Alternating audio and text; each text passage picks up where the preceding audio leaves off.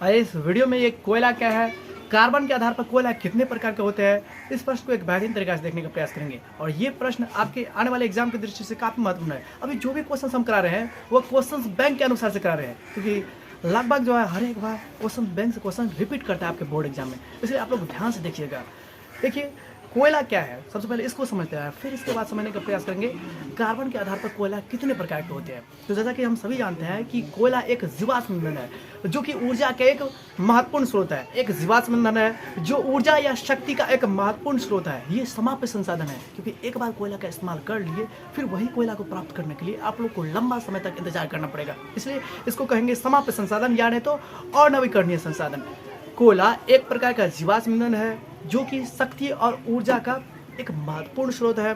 ये एक समाप्य संसाधन है, इसलिए इसका इस्तेमाल हम लोग को सोच समझ के करना चाहिए। अगर जिस तरह से हम लोग इसका इस्तेमाल अंधाधुंध कर रहे हैं अभी भी, इससे होगा क्या, आने वाले समाज के लिए, आने वाली पीढ़ी के लिए कोयला खतरा बन जाएगा। उसके लिए जब समाप्त हो जाएगा तो उसका उपयोग नहीं कर पाएगा। अब किसी भी देश के लिए कोई भी खनिज संसाधन क्या होता है, उसके विकास का आधार होता है। कोई भी खनिज संसाधन के अभाव में कोई भी देश तरक्की नहीं कर सकता है, मनुष्य का विकास नहीं हो सकता है। समझ गए ना। हम कोयला और पेट्रोलियम को कितना भी नकारें, कितना भी धुतकारें, कितना भी खराब कहें, हाँ भाई खराब क्यों कहेंगे, क्योंकि इसको जलाने से क्या होता है, वातावरण में कार्बन डाइऑक्साइड की मात्रा और बहुत सारे जहरीली गैस की मात्रा बढ़ जाती है।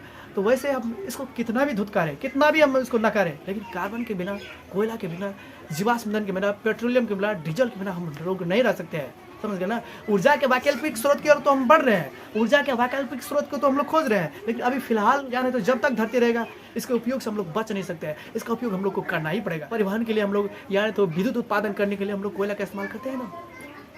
अब इसके बाद देखिए, अगर परिवहन के रूप में डीजल पेट्रोल नहीं रहेगा तो उस दिन क्या होगा, पूरे देश के अंदर में क्या होगा, पूरे देश के पूरा विश्व के अंदर क्या होगा, परिवहन व्यवस्था चौपट हो जाएगा। जब परिवहन व्यवस्था, गाड़ियाँ नहीं रहेगा तो उस स्थिति में गाड़ी चलबे नहीं करेगा, तो उस स्थिति में सामान एक दूसरे देश से दूसरे देश नहीं जाएगा। परिवहन व्यवस्था ठप होने का मतलब क्या है, किसी भी देश का अर्थव्यवस्था ठप करना, किसी भी देश की अर्थव्यवस्था ठप होना, यही ना होता आधारभूत संरचना। आप लोग आधारभूत संरचना क्या है उस वीडियो को देख लीजिएगा। आधारभूत संरचना या आधारिक संरचना क्या है, उस वीडियो के अंदर हम आपको एक बेहतरीन तरीके से समझाएं इसके बारे में। समझ गए ना। उस वीडियो का लिंक इस वीडियो को डिस्क्रिप्शन बॉक्स में दे देता हूँ। फिलहाल एक बेहतरीन तरीके से कोयला के बारे में समझने का प्रयास कीजिए। कोयला क्या है, एक जीवाश्म ईंधन है जो कि ऊर्जा या शक्ति का एक महत्वपूर्ण स्रोत है। ऊर्जा का एक पारंपरिक स्रोत है, ये परंपरा से मिलते आ रहा है। ऊर्जा की एक पारंपरिक स्रोत है। ऊर्जा का पारंपरिक स्रोत का मतलब क्या हुआ, जो क्षयशील है और नवीकरणीय है।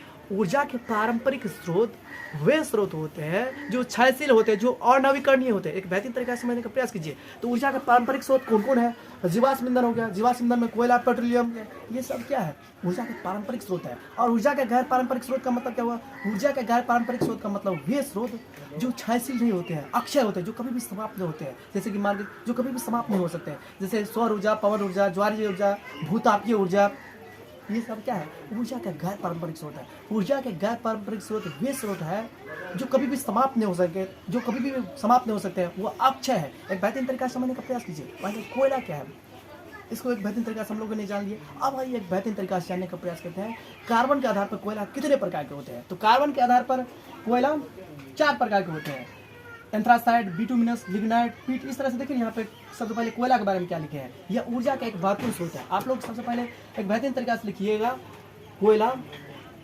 जीवाश्म ईंधन है। कोयला एक प्रकार का जीवाश्म ईंधन है, या कोयला जीवाश्म ईंधन है जो कि ऊर्जा या शक्ति का एक महत्वपूर्ण स्रोत है। कोयला एक अवसादी चट्टान है। अब चट्टान भाई है क्या, इसके बारे में भी हमने एक बेहतरीन तरीका से समझा दिया। यूट्यूब पे सर्च कीजिए चट्टान चैप्टर, जीके चैप्टर, आपको वीडियो मिल जाएगा। उस वीडियो को देखना जरूरी है, क्योंकि वहाँ से भी क्वेश्चन पूछा जाता है आपके बोर्ड एग्जाम में। जो कह रहे हैं उसी अनुसार से आप चलिएगा, तभी ना आपको बेहतर रिजल्ट आएगा। अब आपको चाह रहे हैं कि आपको ज़्यादा से ज़्यादा अंक आए, इसके लिए आप लोगों को हमारा बात फॉलो करना पड़ेगा। देखिए कार्बन की मात्रा के आधार पर कोयला कितने प्रकार के होते हैं, तो 4 प्रकार के, एंथ्रासाइड, बिटुमिनस, लिग्नाइट, पीट।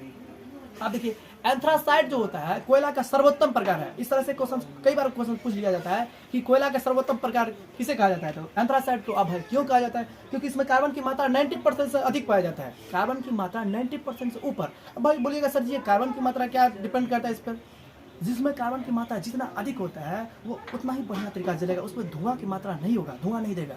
और जिसमें कार्बन की मात्रा कम होता है, जैसे गोईठा हो गया, जो भी घास फूस को जलाते हैं उसमें धुआं निकल रहा है, इसका मतलब क्या, उसमें कार्बन है ही नहीं है।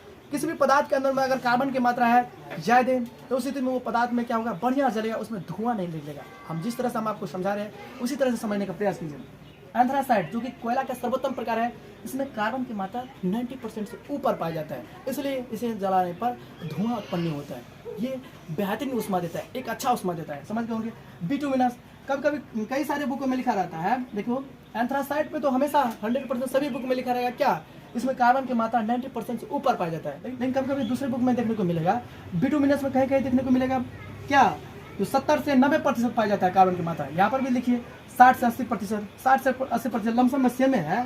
कभी कभी देखिएगा लिग्नाइट में 50 से 70% कार्बन की मात्रा पाया जाता है। यहाँ पर देखिए 30 से 70%, बात तो एक ही है, दोनों मैच कर रहा है ना।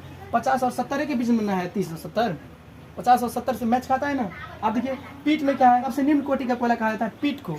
वैसे एग्जाम में पूछा जाएगा निम्न कोटि का कोयला किसे कहा जाता है, अगर 1, 2, 3 ये तीनों में से कोई रहेगा तो इसमें मारेंगे लिग्नाइट, जिसमें कार्बन की मात्रा जितना कम उसे ही हम लोग कहते हैं निम्न कोटि का कोयला।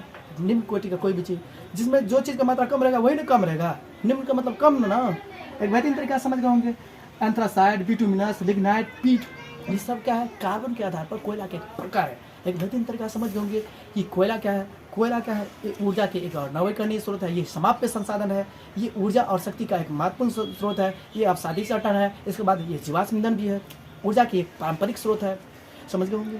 फिर इसके बाद कार्बन की मात्रा के आधार पर कोयला कितने प्रकार के, तो 4 प्रकार के होते हैं। वैसे इसके शॉर्ट दे रहे हैं, इसको एक बेहतरीन तरीके से तैयारी कर लीजिएगा।